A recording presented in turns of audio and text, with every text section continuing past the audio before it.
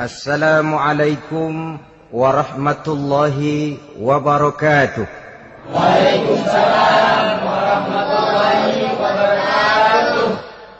Bismillahirrahmanirrahim. Alhamdulillahi rabbil alamin. Wassalatu wassalamu ala ashrafil anbiya'i wal mursalin. Sayyidina wa maulana Muhammadin wa ala alihi wa ashabihil mujahidin at-tahirin, amma ba'du. Saudara-saudara kaum muslimin rahimakumullah.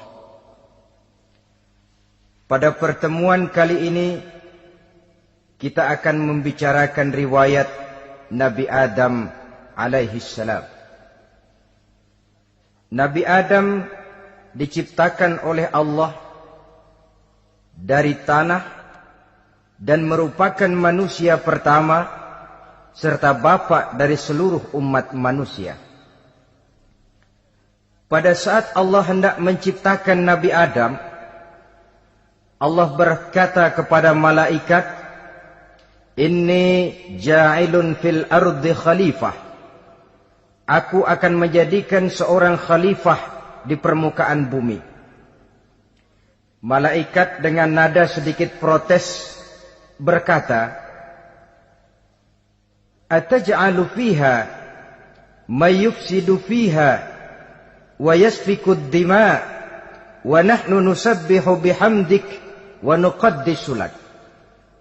Tuhan, apa perlunya engkau ciptakan seorang khalifah di permukaan bumi? Kelak kalau mereka berkembang biak, kerjanya hanya akan melakukan kerusakan, menumpahkan darah, saling bermusuhan satu sama lain. Sedangkan kami, kata malaikat, sudah cukup bertasbih memuji kebesaranmu. Allah kemudian menjawab, "Inni a'lamu ma la ta'lamun." Aku lebih tahu tentang apa yang kalian semua tidak mengetahuinya. Setelah diciptakan Nabi Adam daripada tanah, ditiupkan roh, maka Allah kemudian mengajarkan kepada Nabi Adam berbagai macam ilmu pengetahuan. Wa 'allama Adam al-asma'a kullaha. Kemudian Allah mengajarkan Nabi Adam nama-nama segala sesuatu. Nama merupakan simbol daripada ilmu pengetahuan. Nabi Adam akan dijadikan khalifah di permukaan bumi. Maka dibekali oleh Allah Subhanahu wa taala al-asma'a kullaha, nama-nama segala sesuatu. Yang dimaksud di sini ialah al-ulumal katsirah, ilmu pengetahuan yang banyak. Malaikat pada mulanya protes. Kami kan sudah cukup bertasbih Tuhan. Kami kan sudah cukup memujimu. Untuk apa lagi membuat manusia sebagai khalifah di permukaan bumi?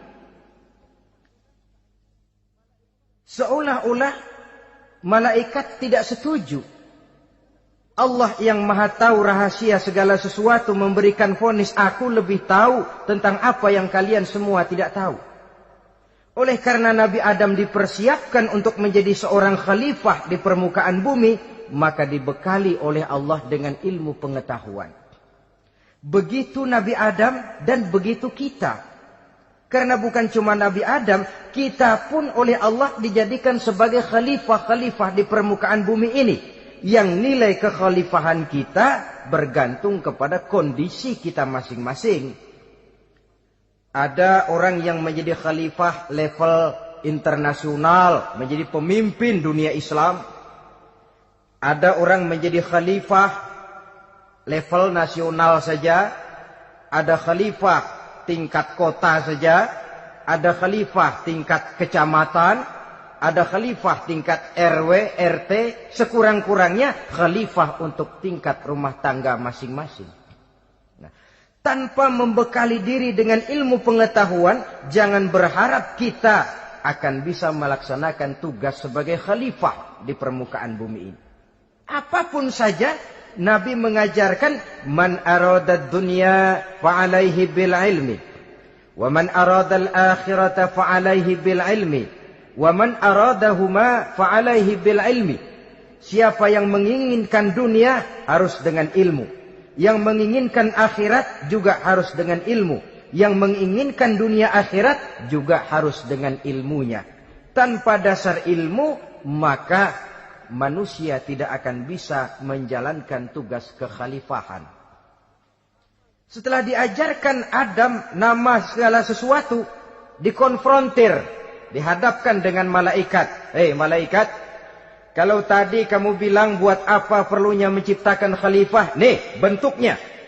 Adam.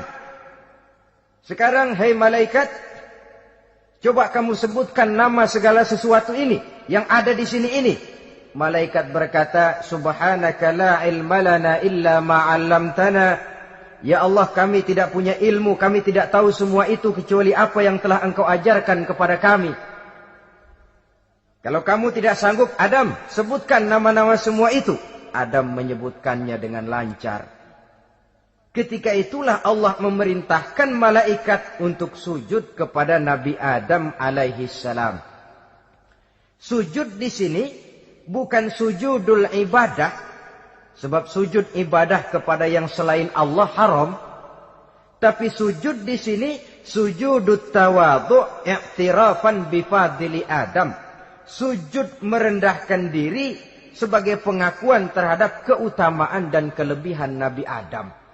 Maka orang yang banyak ilmunya lebih utama dari orang yang hanya banyak ibadahnya. Bahkan iblis lebih takut kepada orang alim yang sedang tidur daripada orang goblok yang lagi ibadah. Model ini diceritakan dalam Ihya-nya Imamul Ghazali. Iblis masuk ke masjid mau menggoda orang lagi sholat. Sudah masuk di pojok masjid, dia lihat orang lagi tidur. Ngacir iblis keluar, cepat benar. Pucat mukanya. Ketemu di jalan sama temannya. Kenapa lari, Mas?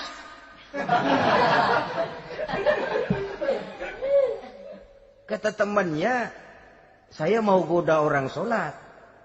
Lalu tiba-tiba di pojok masjid saya lihat ada orang lagi tidur. Saya takut betul sama itu orang. Lari saya keluar.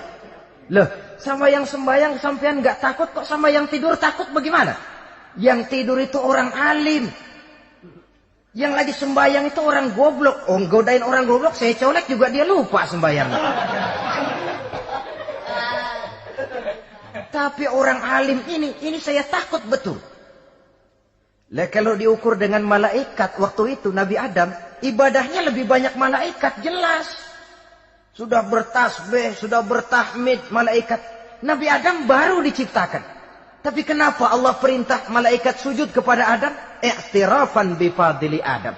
Keutamaan Nabi Adam. Pantas untuk diserahi tugas sebagai khalifah mengatur kehidupan di muka bumi. Kalau malaikat yang jadi khalifah di dunia ini, nggak rame dunia. Coba, malaikat, material, harta nggak perlu. Seksual nggak perlu. Dunia ini hambar. Justru dunia ini menjadi ramai setelah manusia diberikan fungsi sebagai malaikat, sebagai khalifah oleh Allah Subhanahu wa taala. Saudara-saudara kaum muslimin rahimakumullah, setelah nyata kelebihan Nabi Adam, maka Allah perintahkan Nabi Adam tinggal di surga dengan segala kenikmatan yang ada di dalamnya. Tapi lantaran sendirian, kesepian Nabi Adam ini. Allah Maha Tahu, maka diciptakannya pasangannya, yaitu Siti Hawa dari tulang rusuk yang sebelah kiri. Sehingga Nabi pernah pesan begini, Istausu bin nisa fa innahunna khuliqna min dhil'in. Hati-hati kamu ngadepi perempuan. Yang tolong dengar nih yang laki-laki. Yang perempuan belaga budak aja dulu lah. Hati-hati kamu ngadepi perempuan. Fa innahunna khuliqna min dhil'in. Karena perempuan diciptakan dari tulang rusuk sebelah kiri. Apa watak tulang rusuk? Tulang rusuk itu kan bengkok. Perempuan tuh begitu. Didiemin aja bengkok terus, dikerasin patah.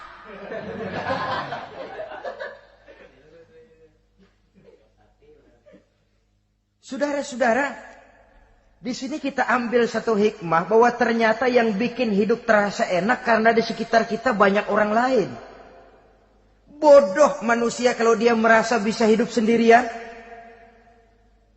Tinggal di tengah kampung tapi gayanya gaya orang tidak mau kenal dan tidak mau tahu sama tetangga. Jangankan di dunia, di sorga saja Nabi Adam karena sendiri kesepian. Apa saudara mau tinggal di Jakarta? Apa saja di Jakarta sudahlah milik saudara. Hotel Indonesia dikasih saudara, Hotel Borobudur punya saudara, Monas buntel bawa pulang. Semanggi ambil, tapi di Jakarta saudara tinggal sendirian. Kira-kira enak nggak? Ternyata yang bikin hidup terasa nikmat karena di sekitar kita banyak orang lain. Begitulah Allah ciptakan Siti Hawa. Setelah diciptakan Siti Hawa, natur manusiawi. Nabi Adam mau main pegang aja.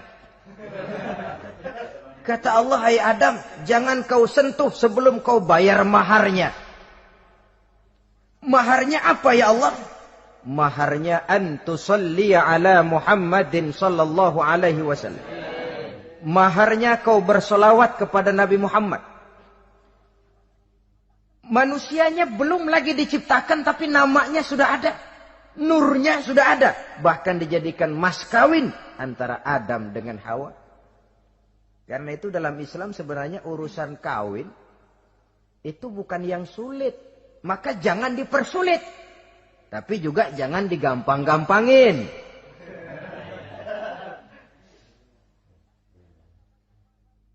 Artinya yang namanya mahar ini, walaupun cuma sebentuk cincin besi kalau orang sangat tidak mampu. Bahkan dengan mengajarkan Fatihah saja sah sudah. Saya terima nikahnya Fulanah binti Fulan, dengan mas kawinnya saya ajarkan dia surah Fatihah. Kalau memang kere betul, tidak punya apapun, sah sudah itu. Agama ini mudah, karena itu jangan dipersulit, tapi juga jangan digampang-gampangin. Setelah itu Allah memerintahkan, Ya Adam uskun anta wa zawjukal jannah.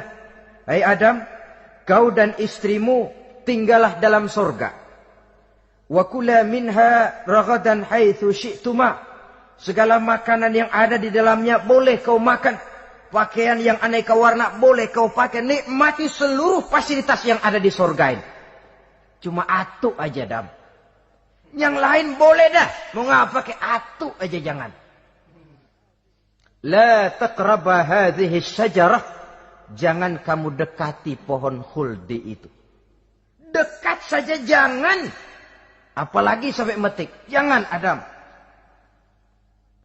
Saudara, ma'asyiral muslimin, itulah watak manusia. Kalau ada 10 persoalan, yang 9 boleh, yang 1 tidak boleh, yang tidak boleh yang bikin dia penasaran. Gua pengen tahu ngapa kagak boleh sih. Timbul penasaran. Apalagi iblis selalu berusaha. Sebab pada waktu malaikat disuruh sujud, semuanya sujud kepada Adam. Iblis tidak mau sujud. Tuhan tegur. Iblis, kenapa kamu tidak mau sujud? Mana mungkin Tuhan. Saya akan dibikin dari api, kata iblis. Adam dari tanah. Unsur api lebih mulia dari unsur tanah. Masa saya harus tunduk kepada Nabi Adam? Gengsi dong. Adam kan anak kemarin sore, baru dibikin. Masa saya harus tunduk kepada orang yang macam itu? Ini kan perintah aku iblis. Kalau kau tidak mau tunduk, keluar dari sorga ini. Terusir iblis dari sorga karena kesombongannya tidak mau sujud kepada Adam. Nah, logika, kalau udah di sorga aja sombong diusir, apalagi yang masih tinggal di pinggir kali sombong.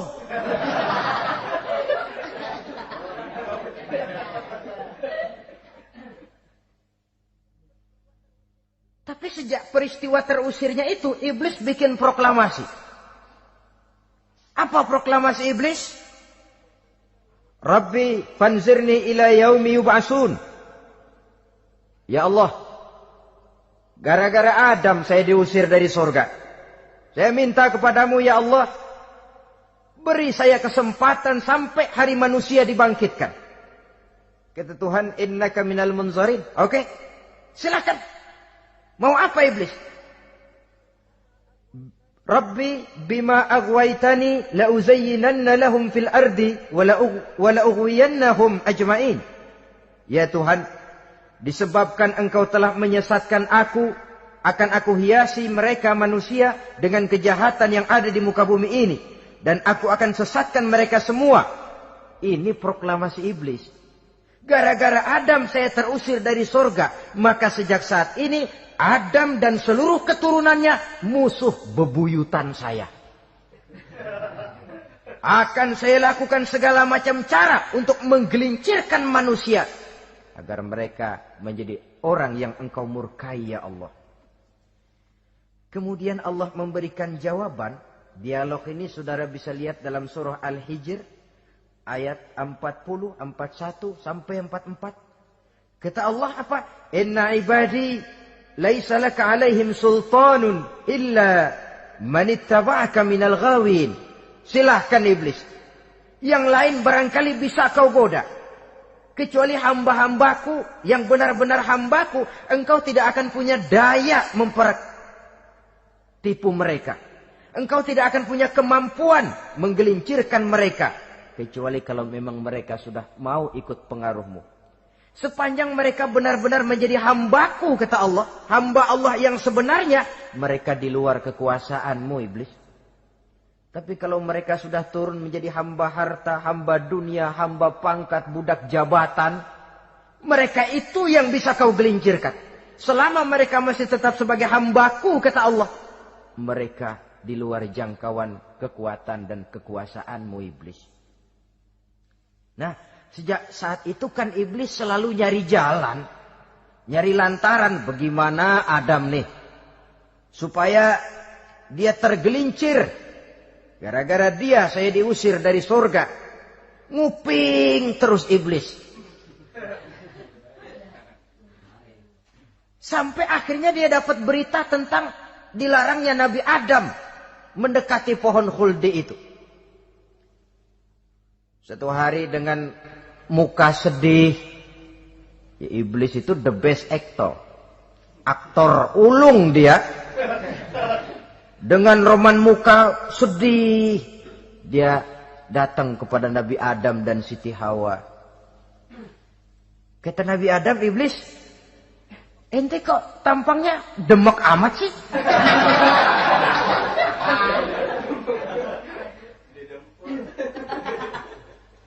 Kenapa begitu sedih? Adam, saya sebenarnya tidak ada yang bikin saya sedih. Cuma saya dapat berita bahwa engkau tidak akan selamanya di dalam surga ini. Wah Adam, kalau engkau bisa tetap tinggal di surga bersama istrimu, alangkah bahagianya saya, kata iblis. Tapi saya dapat kabar, ente nggak bakalan lama-lama di surga. Buktinya ente dilarang makan buah khuldi. Khuldun artinya kekal. Kalau kau makan buah itu, kau akan kekal di surga Adam. Tuhan nggak pengen, makanya dilarang. Wa qasamahuma inni lakuma laminan nasihin. Untuk memperkuat omongannya, sumpah si iblis. Bener Dam, saya sih ngomong cuma buat kepentingan ente. Saya sayang sama ente. Oh, yang tahu cuma saya dah. Bicaranya seolah-olah untuk kepentingan Nabi Adam. Sebenarnya tujuannya tidak lebih menjerumuskan Nabi Adam. Begitu iblis zaman dulu, zaman Adam. Dan begitu iblis zaman sekarang. Seolah-olah bicaranya untuk kepentingan umat Islam. Tapi sebenarnya tujuannya ngelecehin. Memperdayakan umat Islam. Dia bilang kepada Adam, saya sih cuma ngasih saran Adam. Kalau ente pengen selamanya di surga, petik aja tuh buah. Pokoknya beres dah.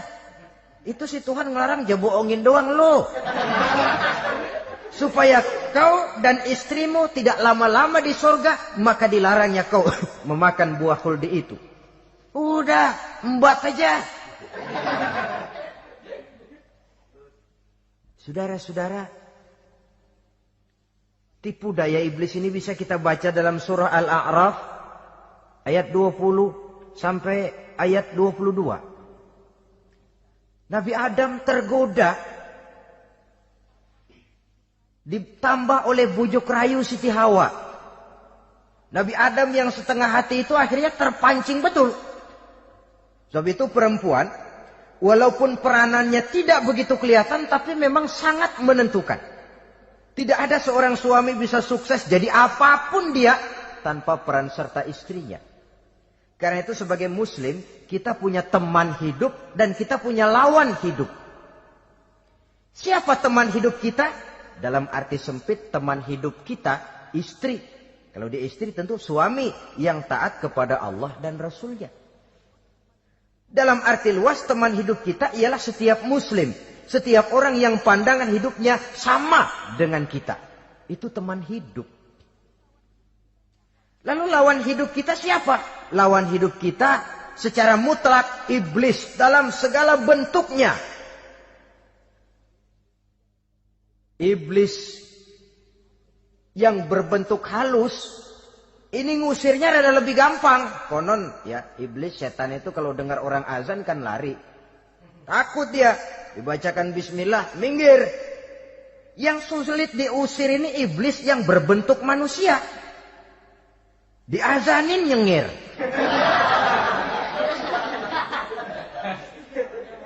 Gawat ini. Saudara-saudara, ini musuh dalam artian mutlak. Sedangkan musuh dalam artian ideologis, setiap orang yang pandangan hidupnya tidak sama dengan kita. Bahasa langsungnya, setiap orang di luar Islam. Secara ideologis. Ya.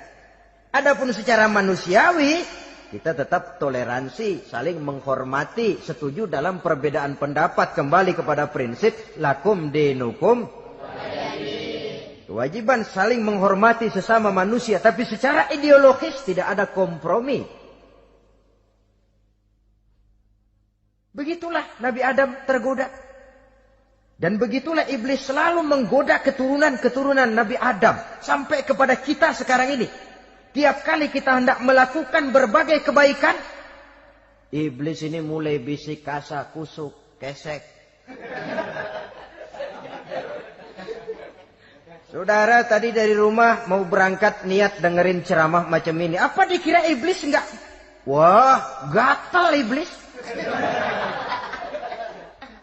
Kata iblis, alah jangan bertingkah lah dengerin ceramah. Ceramah mah urusan 70 ke atas. Ente masih muda. Berjuang kita. Jihad, bismillah. Tidak, saya mau dengar ceramah. Berangkat kita ke tempat ini. Sampai di sini apa dikira iblis diam? Enggak. Dia bisikin lagi. Iya. Lu hadir ke sono dah. Cuma nyampe sono lu ngomong aja ngomong dah. Ustadz mah jangan didengerin, ngomong aja udah. Perang lagi jihad, saya nggak mau ngomong, mau dengerin betul-betul. Kata iblis, iya lo dengerin dah, jangan ngomong, cuman pules.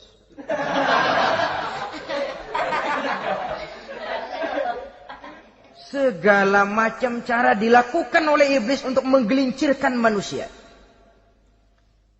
Ketika Nabi Adam mengambil buah khuldi itu, datanglah murka Allah. Adam, seolah-olah kalau bahasa kita, kelewatan kamu Adam. Dari belum ada aku ciptakan kau. Barangkali kau merasa kesepian, aku ciptakan Hawa. Aku tinggikan derajatmu dari malaikat sampai malaikat sujud kepadamu. Aku perintahkan kau tinggal di surga dengan seluruh fasilitas yang ada di dalamnya. Cuma satu yang aku minta, jangan dekati pohon khuldi, engkau tidak sanggup Adam. Keluar dari surga ini. Terusir Nabi Adam dan Siti Hawa dari surga. Turun ke dunia ini. Turun terpisah lagi. Ya Allah. Orang itu kalau biasa susah, ketemu susah sih emang lalap namanya. Makanannya. Tapi biasa seneng ketemu susah.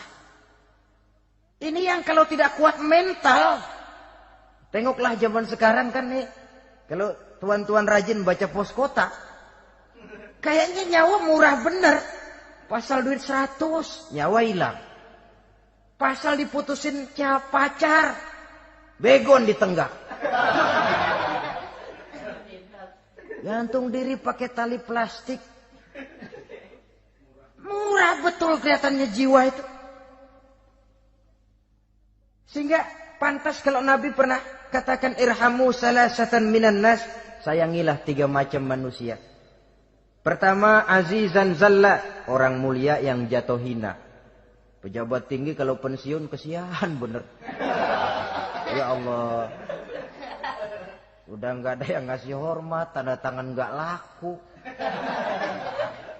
Azizan zalla. Orang mulia yang jatuh hina.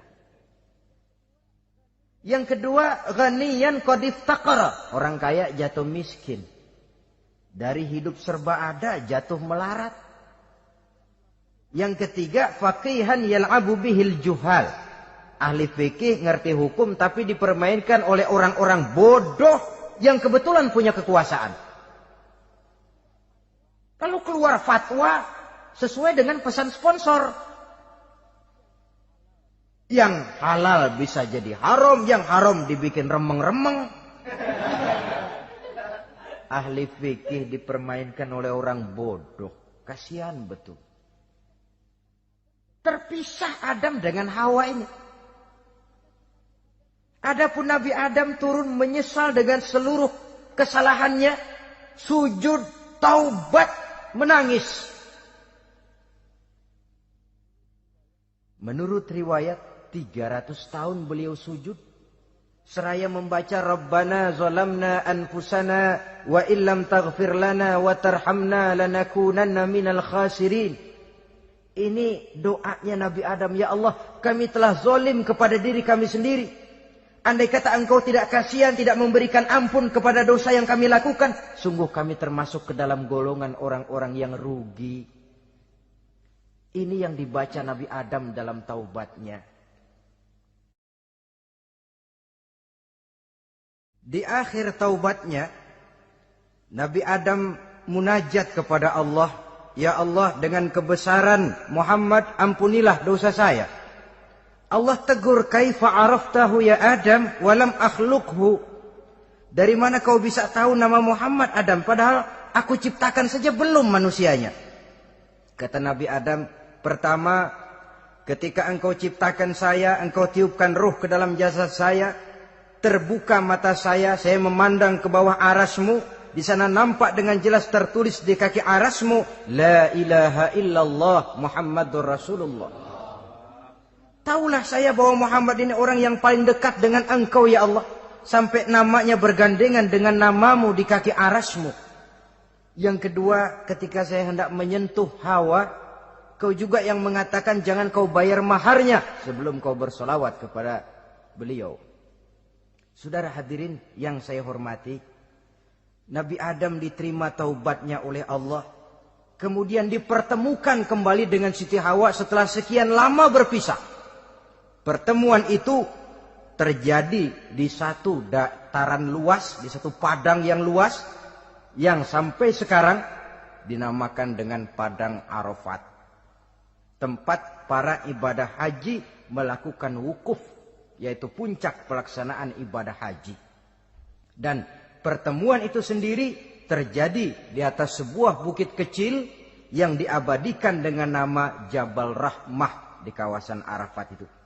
Di atas Jabal Rahmah itu ada satu monumen kecil untuk mengabadikan pertemuan Nabi Adam dengan Siti Hawa. Lalu tinggallah keduanya di permukaan bumi ini. Oleh Allah diberikan karunia keturunan yang banyak.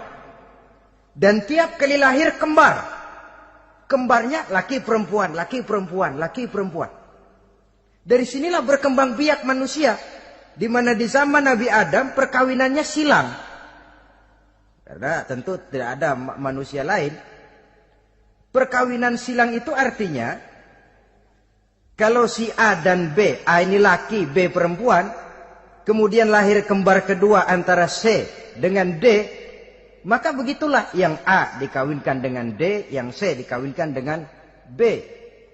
Perkawinan silang. Tidak boleh perkawinan yang kembar sama waktu dilahirkan. Nah, di antara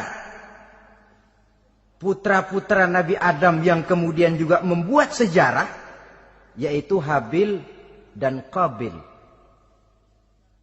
Habil, saudara kembarnya namanya Labuda, perempuan. Qabil, saudara perempuannya Iklimah. Menurut hukum perkawinan waktu itu harus silang. Habil harus kawin dengan Iklimah dan Qabil harus kawin dengan Labuda. Tapi Qabil protes. Dia kepengen kawin dengan saudara kembarnya sendiri. Dalam arti yang sama-sama dilahirkan dengan dia, yaitu Iklimah. Kenapa? Karena kebetulan rupa Iklimah ini lebih cantik daripada Labuda. Protes kepada ayahandanya Nabi Adam. Abah, saya tidak terima, saya harus kawin dengan Iklimah. Tidak Qabil, kamu harus kawin dengan Labuda. Enggak mau. Kenapa dengan Labuda? Kurang kece.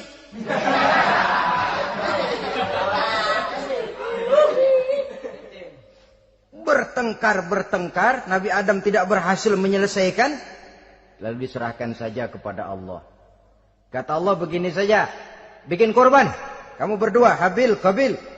Siapa yang korbannya aku terima, dia boleh kawin sama Iklimah. Ternyata korban yang diterima adalah korbannya Habil. Jadilah Habil kawin dengan Iklimah. Tapi Qabil tidak puas. Dendam kesumatnya timbul, iblis ngilikin. Kresek. Akhirnya dibunuh saudaranya Habil ini. Inilah sejarah pembunuhan pertama dalam kehidupan manusia. Qabil membunuh Habil. Habis dibunuh bingung. Bagaimana naruhnya ini mayat? Allah lalu memberikan petunjuk. Dalam Al-Ma'idah ayat 31 itu dijelaskan. Ada burung gagak berantem sama burung. Yang satu mati. Nah, oleh yang masih hidup, tanah ini dicakar-cakar sama kakinya dan sama paruhnya. Sehingga berbentuk lubang, bangkai saudaranya itu dimasukin ke lubang itu lalu diuruk lagi pakai tanah. Oleh cakar kakinya dan paruhnya itu. Sehingga Qabil, cara ini bisa. Itulah sejarah penguburan pertama dalam perkembangan manusia. Oleh karena itu, Nabi memberikan penjelasan, man sanna sunnatan hasanatan falahu ajruha wa ajru man amila biha wa fi riwayatin wa ajru man tabi'aha. Siapa orang yang melakukan satu kebajikan, dia akan mendapat pahala dan pahala dari orang-orang yang mengikuti kebaikannya. Misalnya saudara membentuk pengajian. Ramai pengajian saudara. 1000 orang yang datang ngaji, 1000 orang saudara dapat pahala. Sponsor kebaikan. Sebaliknya, wa man sanna sunnatan sayyi'atan falahu ismuha wa ismu man amila biha, ay wa ismu man tabi'aha. Siapa yang memulai suatu kejahatan, dia akan mendapat dosa dan dosa dari orang-orang yang melakukan atau mengikuti kejahatannya. Umpamanya, saudara mengadakan pesta. Lalu dalam pesta itu terjadi segala macam maksiat. Maka seluruh maksiat yang terjadi malam itu di tempat itu, saudara ikut dapat dosanya. Kenapa? Sponsor. Tiap kali ada pembunuhan, Qabil dapat andil dosa. Kenapa? Sponsor. Tapi kalau 2 orang muslim, ini masalahnya Habil nggak ngelawan kan, dibunuh. Tapi kalau 2 orang muslim berkelahi, kata Nabi apa? Apabila 2 orang muslim saling berbunuh-bunuhan, maka al-qatil wal maqtul finnar. Baik yang membunuh ataupun yang dibunuh, dua-duanya neraka. Sahabat heran, ya Rasul, kalau yang ngebunuh masuk neraka pantas, tapi ini yang dibunuh kenapa neraka juga? Soalnya sama-sama niat, cuman keduluan aja. Itu kan masalahnya. Andai kata dia nggak terbunuh, dia yang akan membunuh. Niat itu sudah ada. Nah kalau Habil ini dia tidak punya niat membunuh, dia memang dibunuh oleh Qabil. Saudara-saudara kaum muslimin rahimakumullah. Lalu dari situlah berkembang biak keturunan Nabi Adam alaihi salam. Sehingga dengan demikian bisa kita katakan sebagai satu konklusi. Pertama, bahwa manusia adalah makhluk Allah yang menempati kedudukan tertinggi. Dan berasal dari Nabi Adam sebagai manusia pertama. Dengan malaikat sekalipun, manusia sebenarnya lebih tinggi. Kapan? Kalau dia tetap benar-benar sebagai hamba Allah. Yang membekali diri dengan ilmu pengetahuan. Laqad khalaqnal insana fi ahsani takwim. Kami ciptakan manusia dalam bentuk yang paling baik. Dan ketinggian manusia itu tidak ditentukan oleh bahan-bahan dari mana manusia diciptakan. Tapi ditentukan oleh adanya roh yang ditiupkan ke dalam jasadnya. Dan kemampuan yang ditimbulkan oleh nilai-nilai rohaniah tadi. Kalau secara biologis kita ini semua bahannya sama. Dari saripati mak tanah yang menghasilkan buah yang dimakan oleh mak bapak kita. Membentuk hormon, menghasilkan sperma. Terjadi kerjasama yang baik antara ibu dan bapak. Sehingga kemudian melahirkan kita ke alam dunia ini. Secara biologis bahan kita sama. Dan tidak itu yang menentukan ketinggian manusia. Walaupun keturunan juga mempengaruhi. Sebab sekarang ada istilah ramai orang bicara bayi tabung. Dan majelis ulama sudah memberikan fatwa kalau spermanya itu berasal dari sang bapak, tidak jadi masalah. Tapi kalau dari orang lain, haram. Yang lebih celaka lagi di negara maju, tidak lewat proses alam rahim. Jadi dalam satu tabung yang diberikan suhu yang mirip dalam kandungan, di situ dipertemukan antara sperma, air mani laki-laki, dengan ovum, air mani perempuan. Diberikan suhu yang mirip dalam kandungan. Dan itu diharapkan bisa menghasilkan manusia. Lewat tabung kaca itu. Saya tidak sanggup bayangkan kalau sekarang orang tanya usul asal-usul kita, kan kita masih enak jawab. Kamu anak siapa? Oh bapak saya Fulan, ibu saya Fulana. Oh kenal saya. Tapi manusia yang akan datang kalau proyek ini berhasil. Bapakmu siapa? Enggak tahu, saya dulu keluar dari tabung pak. Rendah betul martabat manusia. Sama saja dengan ada perempuan pernah protes. Pak, Islam itu enggak adil katanya. Kenapa? Masa dalam Islam laki-laki boleh kawin lebih dari satu. Tapi perempuan enggak boleh kawin lebih dari satu. Supaya sama-sama adil boleh dong perempuan punya laki lebih dari satu. Saya bilang justru disitulah Islam itu hendak menjaga martabat manusia. Kalau seorang suami punya istri empat-empatnya lalu hamil, bapaknya jelas. Tapi kalau perempuan satu punya suami 4 lalu hamil, bapaknya yang mana ya?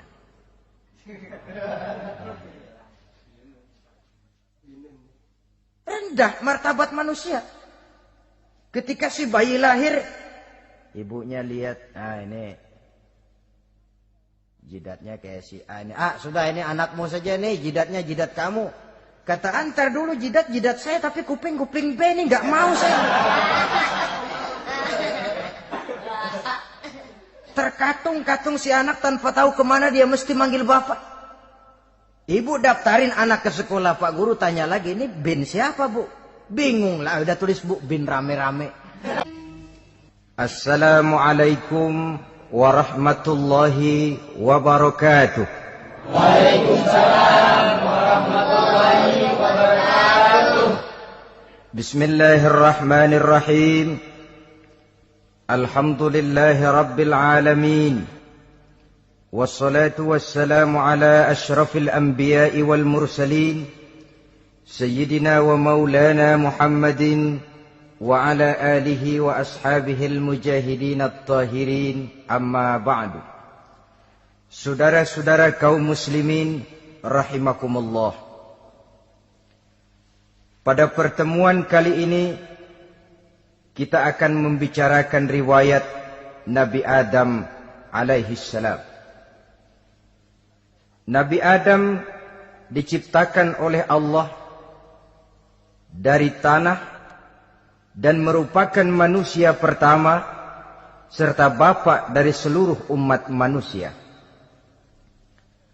Pada saat Allah hendak menciptakan Nabi Adam, Allah berkata kepada malaikat, "Inni ja'ilun fil ardi khalifah." Aku akan menjadikan seorang khalifah di permukaan bumi.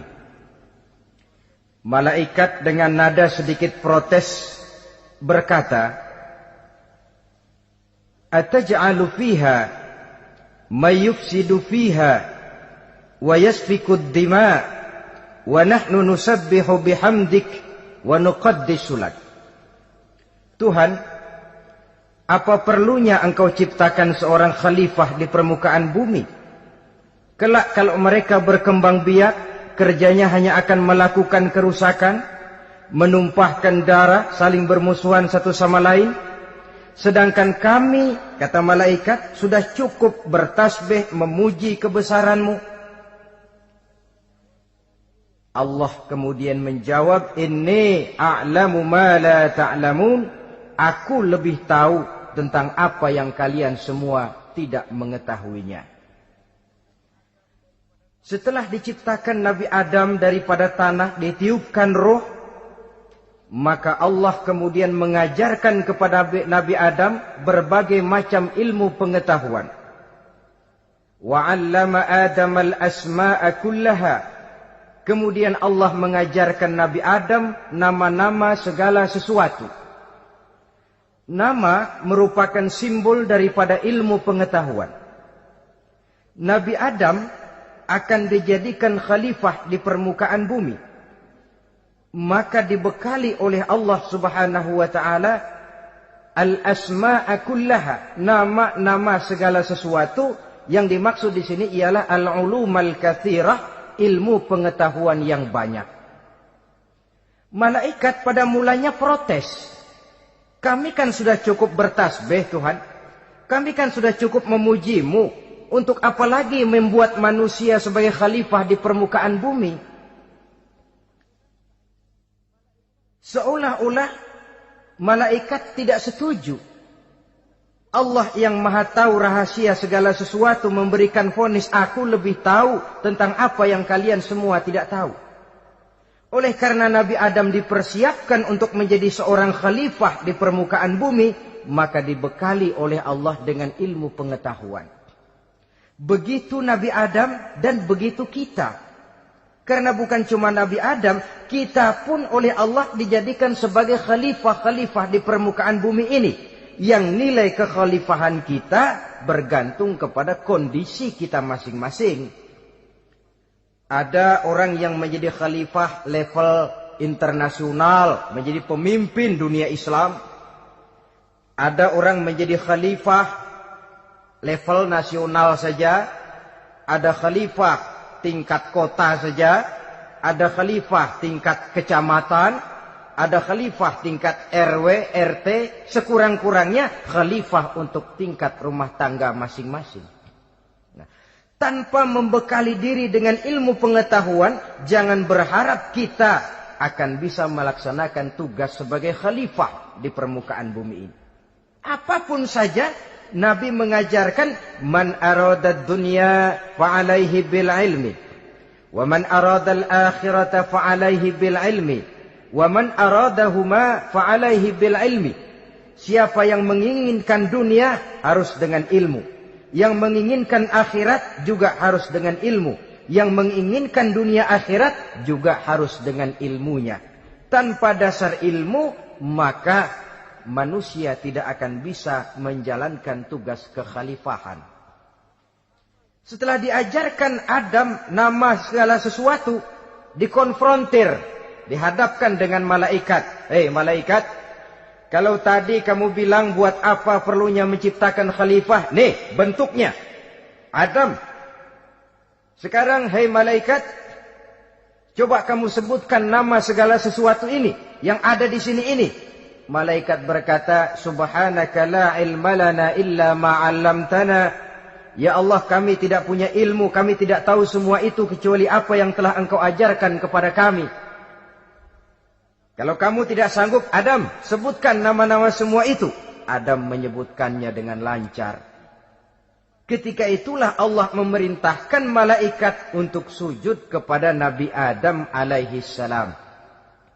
Sujud di sini bukan sujudul ibadah, sebab sujud ibadah kepada yang selain Allah haram. Tapi sujud di sini sujudut tawadhu' i'tirafan bifadli Adam. Sujud merendahkan diri sebagai pengakuan terhadap keutamaan dan kelebihan Nabi Adam. Maka orang yang banyak ilmunya lebih utama dari orang yang hanya banyak ibadahnya. Bahkan iblis lebih takut kepada orang alim yang sedang tidur daripada orang goblok yang lagi ibadah. Model ini diceritakan dalam Ihya'nya Imamul Ghazali. Iblis masuk ke masjid mau menggoda orang lagi sholat. Sudah masuk di pojok masjid, dia lihat orang lagi tidur. Ngacir iblis keluar, cepat benar. Pucat mukanya. Ketemu di jalan sama temannya. Kenapa lari, Mas?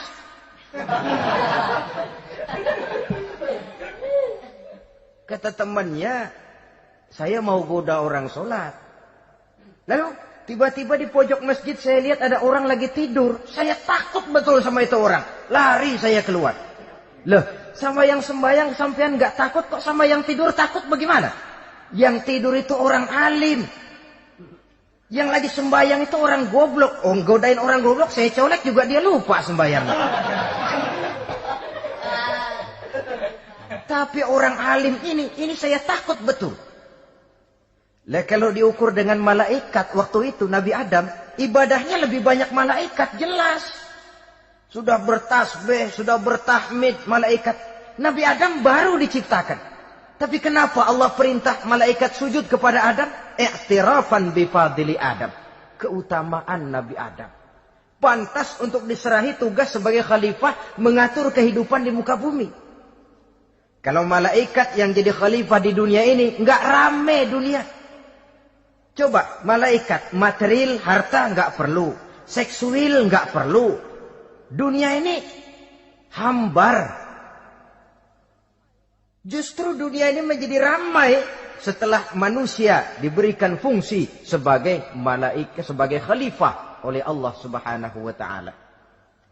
Saudara-saudara kaum muslimin rahimakumullah, setelah nyata kelebihan Nabi Adam, maka Allah perintahkan Nabi Adam tinggal di surga dengan segala kenikmatan yang ada di dalamnya.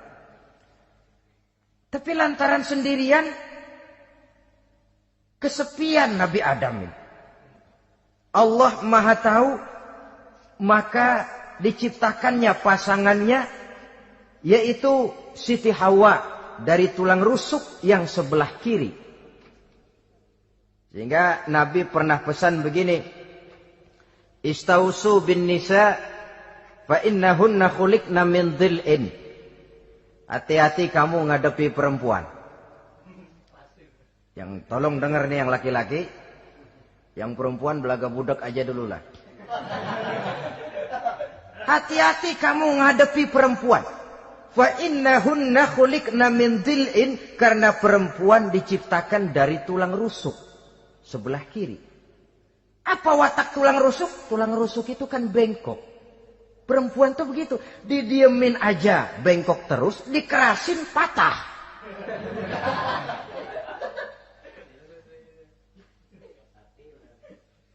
Saudara-saudara, di sini kita ambil satu hikmah bahwa ternyata yang bikin hidup terasa enak karena di sekitar kita banyak orang lain. Bodoh manusia kalau dia merasa bisa hidup sendirian. Tinggal di tengah kampung tapi gayanya gaya orang tidak mau kenal dan tidak mau tahu sama tetangga. Jangankan di dunia, di sorga saja Nabi Adam karena sendiri kesepian.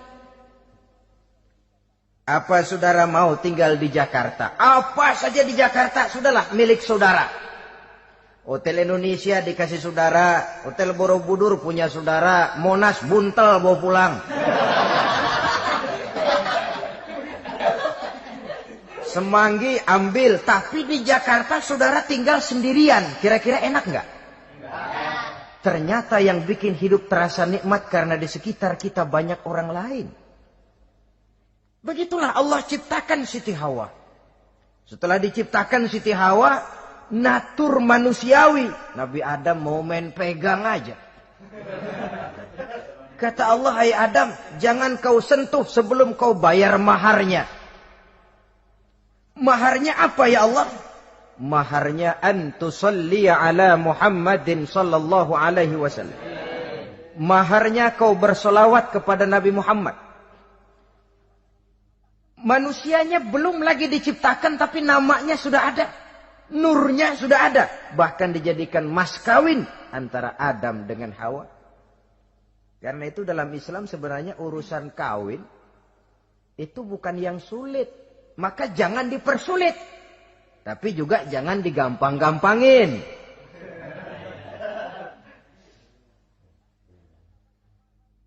Artinya yang namanya mahar ini, walaupun cuma sebentuk cincin besi kalau orang sangat tidak mampu.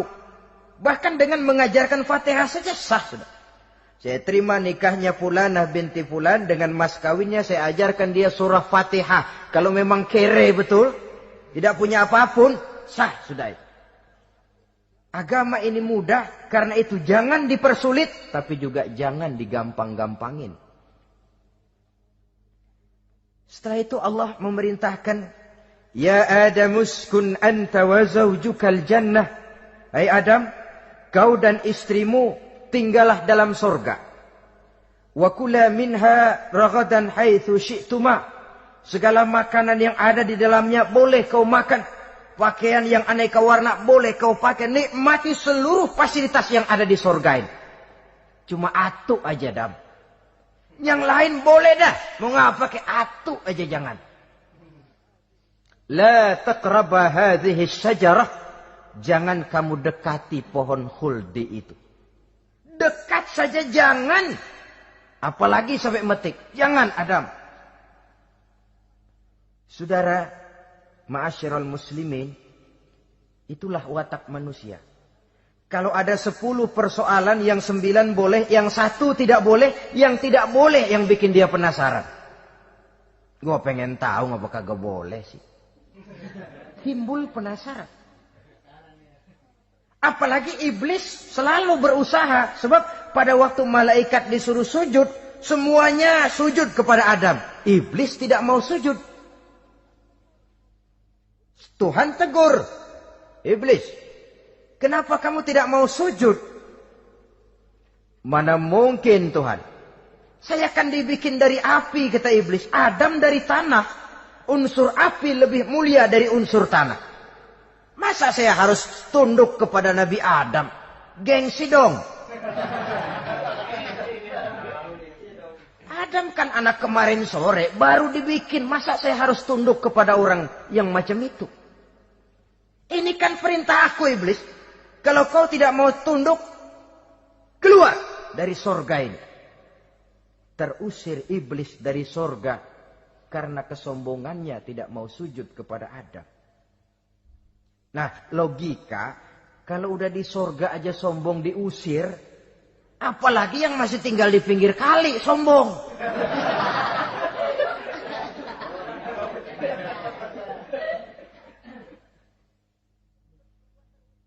Tapi sejak peristiwa terusirnya itu, iblis bikin proklamasi. Apa proklamasi iblis? Rabbi fanzirni ila yaumi yub'asun.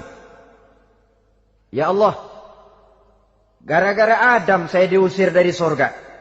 Saya minta kepadamu ya Allah, beri saya kesempatan sampai hari manusia dibangkitkan. Kata Tuhan, innaka minal munzarin. Oke. Silakan. Mau apa iblis? Rabbi bima aghwaytani la uzayyinanna lahum fil ardi wa la ughwiyannahum ajma'in. Ya Tuhan, disebabkan Engkau telah menyesatkan aku, akan aku hiasi mereka manusia dengan kejahatan yang ada di muka bumi ini, dan aku akan sesatkan mereka semua. Ini proklamasi iblis. Gara-gara Adam saya terusir dari surga, maka sejak saat ini Adam dan seluruh keturunannya musuh bebuyutan saya. Akan saya lakukan segala macam cara untuk menggelincirkan manusia agar mereka menjadi orang yang Engkau murkai, ya Allah. Kemudian Allah memberikan jawaban. Dialog ini saudara bisa lihat dalam surah Al-Hijr ayat 40, 41 sampai 44. Kata Allah apa? Inna ibadi laisa laka alaihim sultanun illa man ittaba'aka minal ghawin. Silahkan iblis. Yang lain barangkali bisa kau goda. Kecuali hamba-hambaku yang benar-benar hambaku, engkau tidak akan punya daya tipu mereka. Engkau tidak akan punya kemampuan menggelincirkan mereka. Kecuali kalau memang mereka sudah mau ikut pengaruhmu. Sepanjang mereka benar-benar menjadi hambaku, kata Allah. Hamba Allah yang sebenarnya, mereka di luar kekuasaanmu, iblis. Tapi kalau mereka sudah turun menjadi hamba harta, hamba dunia, hamba pangkat, budak jabatan, mereka itu yang bisa kau gelincirkan. Selama mereka masih tetap sebagai hambaku, kata Allah, mereka di luar jangkauan kekuatan dan kekuasaanmu, iblis. Nah, sejak saat itu kan iblis selalu nyari jalan, nyari lantaran bagaimana Adam nih supaya dia tergelincir. Gara-gara dia saya diusir dari surga. Nguping terus iblis. Sampai akhirnya dia dapat berita tentang dilarangnya Nabi Adam mendekati pohon khuldi itu. Satu hari dengan muka sedih. Ya, iblis itu the best actor. Aktor ulung dia. Dengan roman muka sedih. Dia datang kepada Nabi Adam dan Siti Hawa. Kata Nabi Adam, iblis, ente kok tampangnya demek amat sih?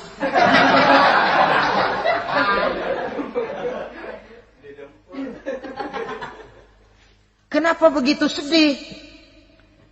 Adam, saya sebenarnya tidak ada yang bikin saya sedih. Cuma saya dapat berita bahwa engkau tidak akan selamanya di dalam surga ini. Wah Adam, kalau engkau bisa tetap tinggal di surga bersama istrimu, alangkah bahagianya saya, kata iblis. Tapi saya dapat kabar, ente nggak bakalan lama-lama di surga. Buktinya ente dilarang makan buah khuldi. Khuldun artinya kekal. Kalau kau makan buah itu, kau akan kekal di surga, Adam. Tuhan nggak pengen, makanya dilarang. Wa qasamahuma inni lakuma laminan nasihin. Untuk memperkuat omongannya, sumpah si iblis. Bener Dam, saya sih ngomong cuma buat kepentingan ente. Saya sayang sama ente. Oh, yang tahu cuma saya dah. Bicaranya seolah-olah untuk kepentingan Nabi Adam. Sebenarnya tujuannya tidak lebih menjerumuskan Nabi Adam. Begitu iblis zaman dulu, zaman Adam. Dan begitu iblis zaman sekarang. Seolah-olah bicaranya untuk kepentingan umat Islam. Tapi sebenarnya tujuannya ngelecehin. Memperdayakan umat Islam. Dia bilang kepada Adam, saya sih cuma ngasih saran Adam, kalau ente pengen selamanya di surga, petik aja tuh buah. Pokoknya beres dah. Itu si Tuhan ngelarang, ya bohongin doang lo. Supaya kau dan istrimu tidak lama-lama di surga, maka dilarangnya kau memakan buah khuldi itu. Udah, embat aja. Saudara-saudara, Tipu daya iblis ini bisa kita baca dalam surah Al-A'raf ayat 20 sampai ayat 22. Nabi Adam tergoda, ditambah oleh bujuk rayu Siti Hawa. Nabi Adam yang setengah hati itu akhirnya terpancing betul. Sebab itu perempuan, walaupun peranannya tidak begitu kelihatan, tapi memang sangat menentukan. Tidak ada seorang suami bisa sukses jadi apapun dia tanpa peran serta istrinya. Karena itu sebagai muslim, kita punya teman hidup dan kita punya lawan hidup. Siapa teman hidup kita? Dalam arti sempit, teman hidup kita istri. Kalau dia istri tentu suami yang taat kepada Allah dan Rasulnya. Dalam arti luas, teman hidup kita ialah setiap muslim. Setiap orang yang pandangan hidupnya sama dengan kita. Itu teman hidup. Lalu lawan hidup kita siapa? Lawan hidup kita secara mutlak iblis dalam segala bentuknya. Iblis yang berbentuk halus, ini ngusirnya rada lebih gampang. Konon ya, iblis setan itu kalau dengar orang azan kan lari. Takut dia, dibacakan bismillah, minggir. Yang sulit diusir ini iblis yang berbentuk manusia. Diazanin nyengir.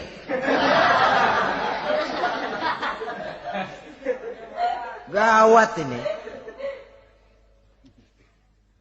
Saudara-saudara, ini musuh dalam artian mutlak. Sedangkan musuh dalam artian ideologis, setiap orang yang pandangan hidupnya tidak sama dengan kita. Bahasa langsungnya, setiap orang di luar Islam secara ideologis, ya. Adapun secara manusiawi, kita tetap toleransi, saling menghormati, setuju dalam perbedaan pendapat, kembali kepada prinsip lakum dinukum. Kewajiban saling menghormati sesama manusia, tapi secara ideologis tidak ada kompromi. Begitulah Nabi Adam tergoda. Dan begitulah iblis selalu menggoda keturunan-keturunan Nabi Adam sampai kepada kita sekarang ini. Tiap kali kita hendak melakukan berbagai kebaikan, iblis ini mulai bisik kasa, kusuk, kesek. Saudara tadi dari rumah mau berangkat niat dengerin ceramah macam ini. Apa dikira iblis enggak? Wah, gatal iblis. Kata iblis, alah jangan bertingkah lah dengerin ceramah. Ceramah mah urusan 70 ke atas. Ente masih muda. Berjuang kita. Jihad, bismillah. Tidak, saya mau dengar ceramah. Berangkat kita ke tempat ini. Sampai di sini apa dikira iblis diam? Enggak. Dia bisikin lagi. Iya. Lo hadir ke sono dah. Cuma nyampe sono lo ngomong aja ngomong dah.